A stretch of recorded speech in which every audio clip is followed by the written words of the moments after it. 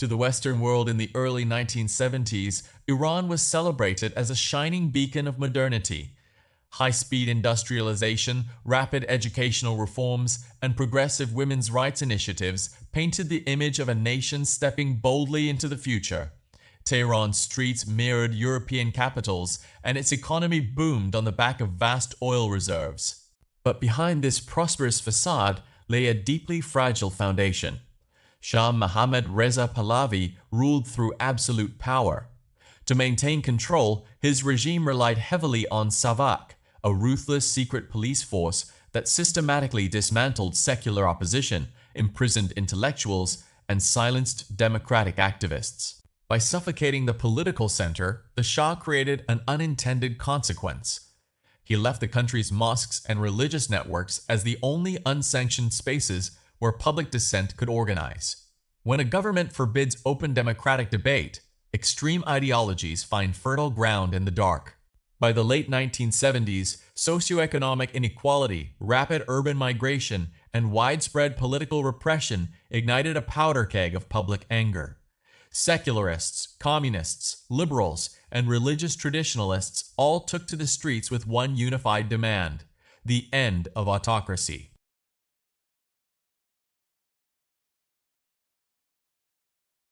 In January 1979, the Shah fled the country. The revolution had succeeded, but its original promise of liberty was short-lived. Returning from exile in France, Ayatollah Ruhollah Khomeini presented himself as a unifying spiritual guide who favored democracy. But once in Tehran, he moved with calculating precision to consolidate power. Khomeini introduced a novel political concept, Vilayat Faqih, or the guardianship of the Islamic jurist. This system granted absolute political and religious supreme authority to a single cleric. Within months, the coalition that overthrew the monarchy was methodically destroyed. Secular political leaders were executed or forced into exile.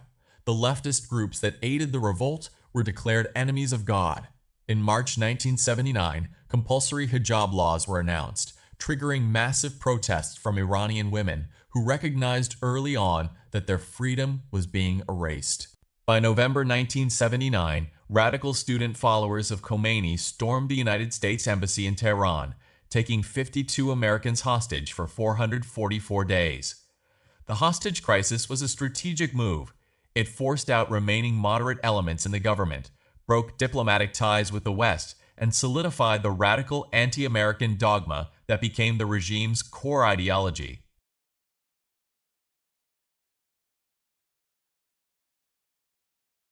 Sensing the new regime's internal instability, Iraqi dictator Saddam Hussein invaded Iran in September 1980. The resulting Iran-Iraq war lasted 8 long years, claiming over 1 million lives and crippling both nations. Rather than seeking an early diplomatic end, the Islamic Republic used the existential threat of foreign invasion to crush all remaining domestic dissent. Thousands of political prisoners were executed in secret purges in 1988. Religious martyrdom became the state's primary cultural export, conditioning an entire generation to sacrifice for the preservation of the clerical leadership. Following Khomeini's death in 1989, Ali Khamenei became supreme leader. Lacking his predecessor's revolutionary charisma, Khomeini relied heavily on a powerful military entity, the Islamic Revolutionary Guard Corps, IRGC. Over 3 decades, the IRGC evolved from an army into a massive economic, military, and intelligence state within a state. They seized control of major national industries, telecommunications, and construction projects, while funneling billions of dollars of national wealth into overseas proxy networks. Instead of building domestic schools, modern hospitals, or sustainable infrastructure, the regime built a ring of fire across the Middle East.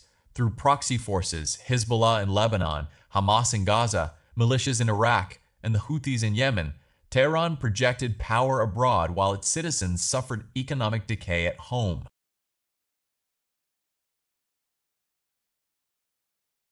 For decades, the Islamic Republic fought its regional enemies, primarily Israel and the United States, through shadow operations, cyber attacks, and proxy militias. But a proxy strategy requires constant escalation to remain effective.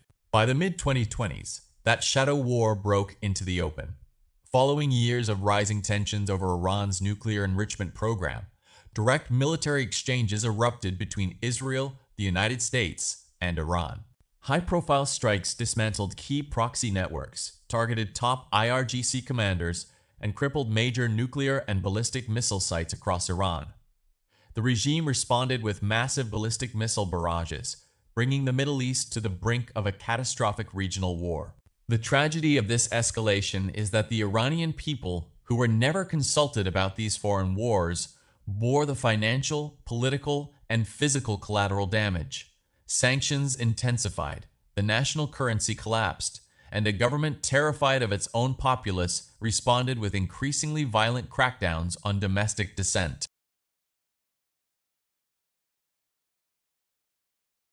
Despite decades of indoctrination, the Iranian people refused to be completely silenced.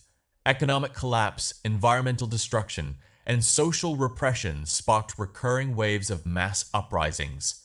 In September 2022, 22-year-old Mahsa Amini died after being detained by the morality police for wearing her headscarf incorrectly.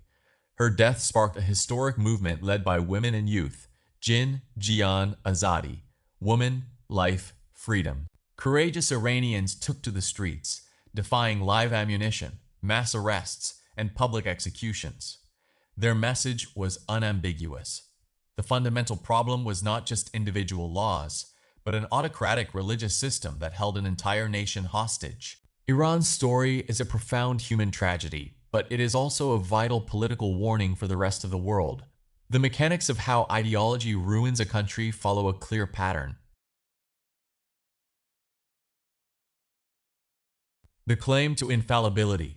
When a political movement claims to represent absolute divine or moral truth, compromise becomes impossible. Dissent is no longer treated as a political difference, but as moral treason. The weaponization of fear. Authoritarian systems require external and internal enemies to justify the loss of personal civil liberties. The destruction of pluralism. When diversity of thought, faith, or lifestyle is erased, a society loses its ability to innovate, adapt, and self-correct. Democracy does not collapse overnight. It erodes gradually whenever citizens accept intolerance in exchange for false security. Subscribe.